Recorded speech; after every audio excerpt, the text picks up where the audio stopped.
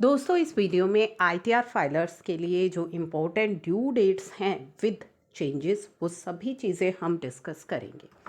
तो चलिए, सबसे पहले हम आईटीआर फाइलिंग के लिए जो अभी ई वेरिफिकेशन टाइमलाइंस में चेंज हुआ है उससे जुड़े कुछ एफएक्यूज इशू किए गए हैं उनको देख लेते हैं जल्दी से।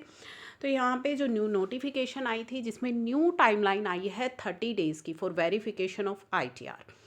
एंड जो न्यू टाइमलाइंस है ये किसके लिए एप्लीकेबल रहेंगी, तो 1 अगस्त से इनकम टैक्स डिपार्टमेंट ने जो है रिड्यूस कर दी है ई वेरिफिकेशन की टाइमलाइंस, 30 दिन कर दी हैं। ठीक है, और ये नोटिफिकेशन आई थी 29 जुलाई को। अब टैक्स पेयर को अपनी आईटीआर ई वेरीफाई करनी होगी 30 डेज़ के अंदर अंदर। नोटिफिकेशन में ऑलरेडी ये चीज़ें क्लैरिफाई कर दी हैं कि जो टाइम लिमिट थी पहले 120 डेज़ की, वो आपकी किन के लिए एप्लीकेबल है। इस नोटिफिकेशन के आने से पहले अगर आपकी आईटीआर फाइलिंग हुई है तो आपके लिए 120 दिन की जो टाइम लिमिट है वो एप्लीकेबल रहेंगी।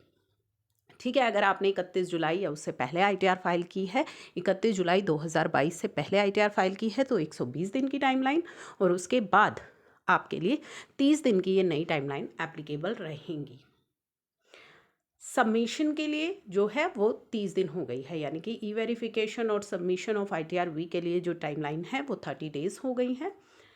इन व्हाट सर्कमस्टांसेस, यानी कि 120 दिन की टाइमलाइन कब एप्लीकेबल होंगी, कि जो आपने अपनी आईटीआर 31 जुलाई 2022 तक फाइल कर दी हैं उनके लिए 120 दिन की टाइमलाइन एप्लीकेबल रहेंगी।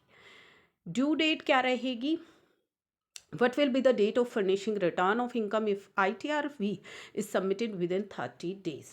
ठीक है, तो अगर आप 30 डेज में कर देते हैं submit, then in such case date of transmitting the data electronically will be considered as date of filing. जिस दिन आपने इलेक्ट्रॉनिकली फाइल की है अपनी आईटीआर, वही आपकी आईटीआर फाइलिंग की डेट कंसिडर होगी। अगर 30 दिन के बाद, जो 30 दिन की टाइमलाइन आपको दी गई है उसके बाद आप अपनी आईटीआर भी सबमिट करेंगे, तो उस केस में क्या होगा? अगर आप 30 दिन के बाद अपनी आईटीआर सबमिट करेंगे, in such cases date of e verification and ITR V submission shall be treated as date of furnishing return of income. तो जिस दिन आप आईटीआर ई वेरीफाई करेंगे उसे मान लिया जाएगा date of furnishing return, and जो भी लेट फाइलिंग के कंसिक्वेंसीज हैं वो आप पर एप्लीकेबल हो जाएंगे। इन केस आईटीआर वी आप स्पीड पोस्ट से भेजते हैं तो क्या रहेगी? तो date of dispatch of speed post रहेगी आपकी, कंसिडर की जाएगी 30 डेज़ के लिए। नेक्स्ट वही है कि अगर मैंने अपनी 31 जुलाई को आईटीआर फाइल की है या 31 जुलाई 2022 को, तो कब तक ई वेरीफाई हो सकती है? ये ई वेरीफाई हो सकती है 120 दिन में।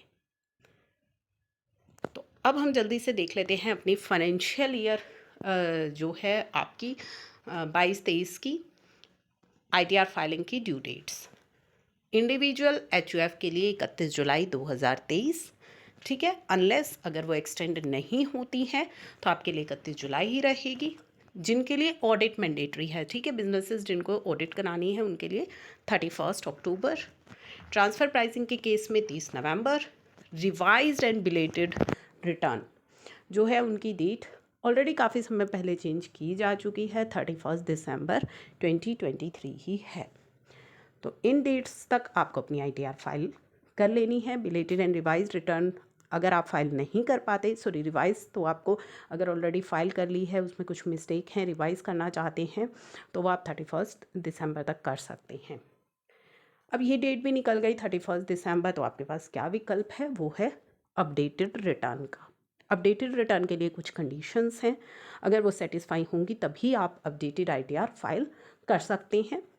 तो ये आपकी नई आईटीआर फाइलिंग में जो चेंजेस हुए हैं वो सभी कवर किए गए हैं।